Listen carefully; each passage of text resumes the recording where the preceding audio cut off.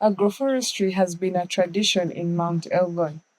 It addresses interconnected issues that are both environmental and social, and it includes other factors like poverty eradication, food insecurity, addresses climate change issues, and biodiversity loss. Continued use of agroforestry preserves knowledge, practices, and culture.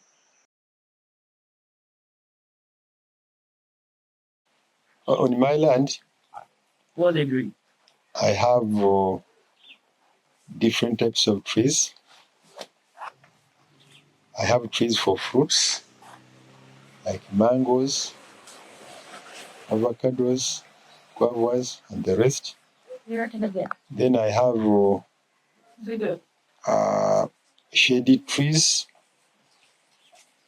which also can provide me with the timber, like Ecodia, it's a good shady tree in a coffee garden. Albizia, it's a good coffee shady tree.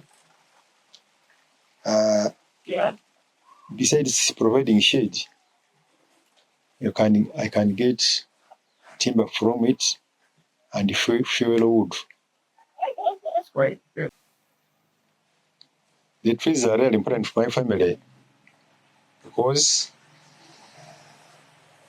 I can get money for economic purposes. I can get money from them, and I also get food from them.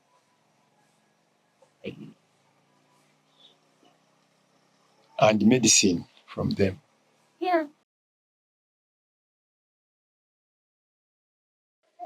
The advantages of growing trees in coffee are the trees give shade to coffee, and coffee needs shade. It needs shade, and this shade assists in during when the sun is too much, it reduces in the coffee, and at the same time, when these trees shed their leaves act as a cover to the soil, and it adds humus when it decays. And also the trees are important to farmers because we use them for cooking, and at the same time, when the tree is mature enough, we can also cut for timber for building.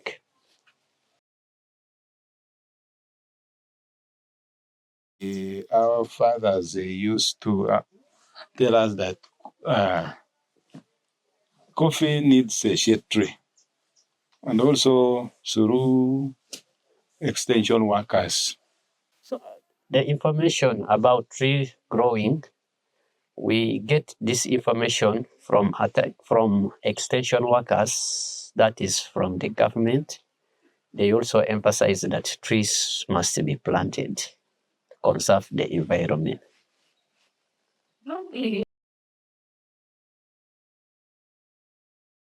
We practice agroforestry specifically by raising the trees that we require. There are certain specific trees that we require. So we raise them from the seed level.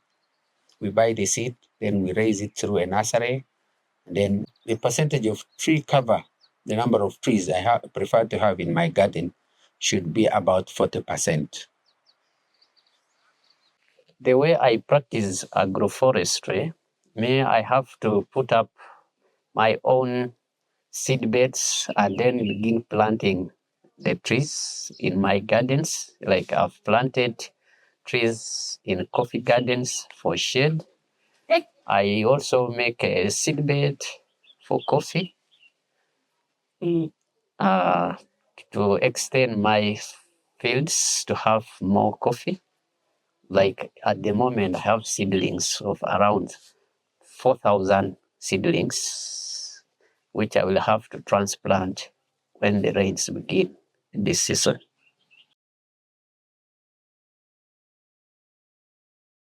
What motivates me to plant trees in my garden?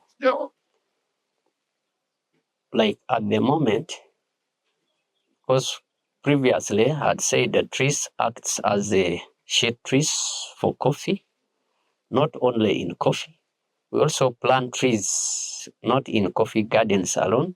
We also plant in other gardens for commercial purposes. When it is ready for harvest, we sell timber, and then we also have fuel for firewood out of it.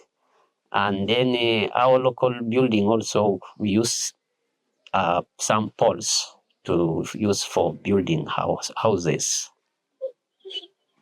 You find that in communities, land is in most cases owned as a community.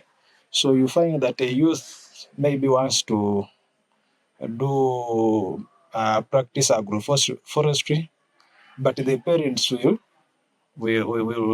not want that intervention. So it's a bit hindering. Then women and youth participation in agroforestry is a bit low, simply because in our local setting, the youths and the women may access land, but they may not control the interventions on their land. So they may need to carry out an intervention in agroforestry, but the controllers of the land, who are in most cases men, may not want such an intervention to go on.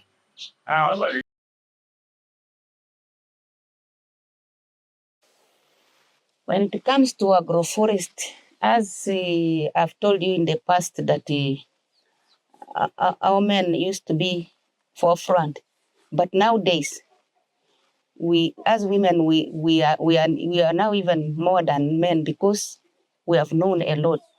It is now as women like me, I'm now in the forefront of doing agroforest in the family. The women does the most work in agroforestry.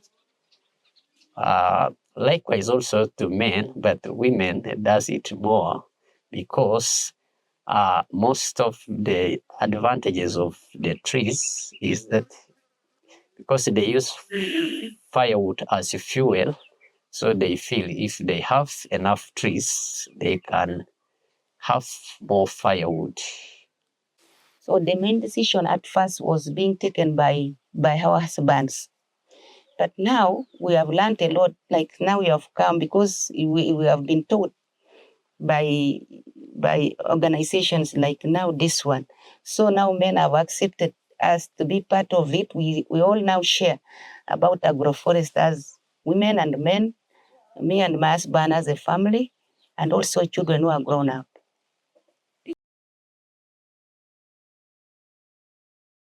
We consider our children when we are planting these trees. Sometimes we even plant with them. For example, mine, I plant with my children. When they come for their holidays, I take them to the garden, we plant some trees. Even some trees, we give it their names. We name them by our children. We consider children because we want them to adopt what we are doing, and because they are coming as children of our children and grandchildren of ours. So we consider them to know what we are doing as they grow, as our children. They know that our parents have been teaching. The parents have been teaching them as our children to know how to practice the agroforest. Not all farmers know the importance of agroforestry. And yet, in the recent era of climate change, it is one of those technologies that has to be promoted. Because whether you like it or not, if you can't have trees combined with the crops, then the effect of climate change is high. So there is need for continued sensitization of farmers. The other one is that there is also need to establish what I would call permanent nursery beds in given localities, say every sub-county, to produce agroforestry seedlings, which farmers can take year in. AFPEC works with private companies like growing trees network that facilitate planting of forests on private and municipal lands, thereby creating benefits like controlled soil erosion, preservation of biodiversity, retention of groundwater. Companies and private persons can finance growing of trees, and local communities in Uganda can benefit through tree nursery establishment and giving out of free seedlings.